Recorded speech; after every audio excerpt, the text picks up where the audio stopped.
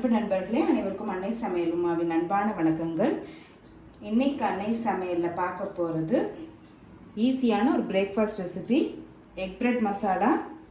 குழந்தைங்க இதை விரும்பி சாப்பிடுவாங்க. வாங்க எக் பிரெட் மசாலா எப்படி செய்கிறதுன்னு பார்க்கலாம். 5 பிரெட்டை இது மாதிரி கட் பண்ணி சேர்த்துக்கலாங்க. இப்போ இதை லேசாக வறுத்துக்கலாம்.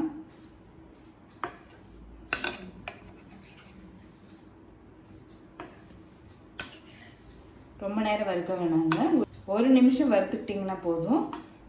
நான் ப்ரௌன் ப்ரெட் எடுத்திருக்கேன், நீங்கள் விருப்பப்பட்டீங்கன்னா எந்த ப்ரெட் வேணால் யூஸ் பண்ணிக்கலாம்.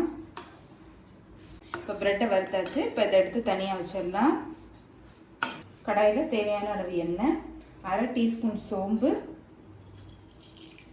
கொஞ்சம் கருவேப்பிலை,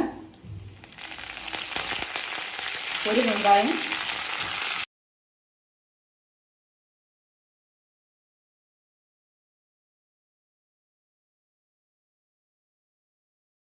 பொடியாக நறுக்குன 1 பச்சை மிளகாய், 1 டீஸ்பூன் இஞ்சி பூண்டு விழுது.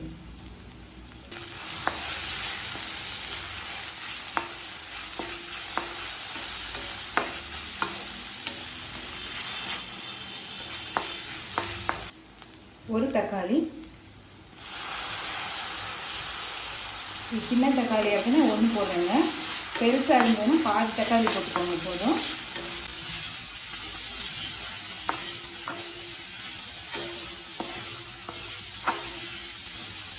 கொஞ்சம் மஞ்சள்தூள், 2 டீஸ்பூன் மிளகாய் தூள்,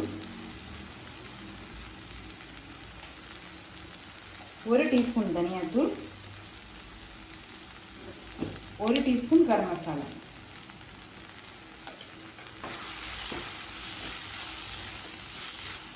எண்ணெய் கம்மியாக இருக்குது, கொஞ்சமாக நம்ம எண்ணெய் சேர்த்துக்கலாம்.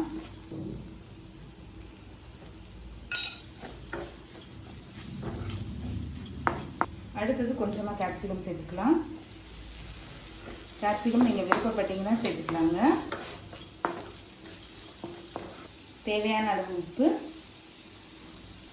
ப்ரெட்லேயே கொஞ்சம் உப்பு இருக்குங்க, அதனால் வெங்காயம் தக்காளி முட்டைக்காக மட்டும் உப்பு சேருங்க.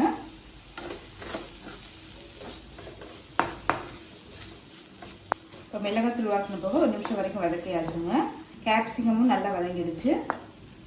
3 முட்டையை பீட் பண்ணி வச்சுருக்கேன். இப்போ இதை சேர்த்துக்கலாம்.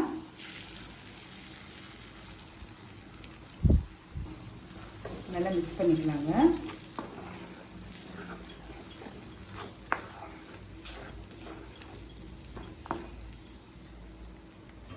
இப்போ அடுத்தது இதில் ப்ரெட்டை சேர்த்துக்கலாம்.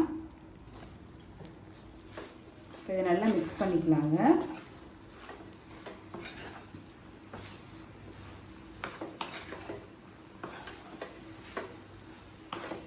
முட்டை வேகிறதுக்கு முன்னாடி ப்ரெட்டை போட்டுடணும்.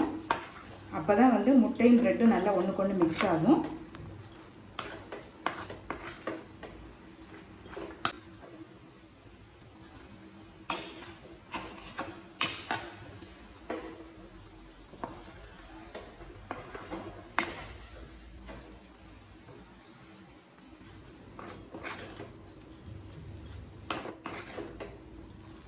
இப்போ எல்லாத்தையும் நல்லா மிக்ஸ் பண்ணியாச்சுங்க. இப்போ கொஞ்சம் கொத்தமல்லி சேர்த்துக்கலாம்.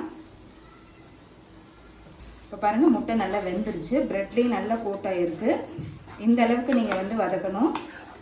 அப்படி இல்லைன்னா முட்டை ஒரு இடத்துல இருக்கும், ப்ரெட் ஒரு இடத்துல இருக்கும். இப்போ எக் பிரெட் மசாலா ரெடி ஆகிடுச்சுங்க. சர்வ் பண்ணிடலாம். இப்போ சுவையான எக் பிரெட் மசாலா ரெடி ஆகிடுச்சு. ரெசிபியை ட்ரை பண்ணி பாருங்கள், கண்டிப்பாக உங்களுக்கே பிடிக்கும். ரெசிபி பிடிச்சிருந்ததுன்னா வீடியோவை லைக் பண்ணுங்கள், கமெண்ட் பண்ணுங்கள், ஷேர் பண்ணுங்கள். இது வரைக்கும் அன்னை சமையல் சேனலை சப்ஸ்கிரைப் பண்ணாதவங்க சப்ஸ்கிரைப் பண்ணுங்கள். தேங்க்யூ.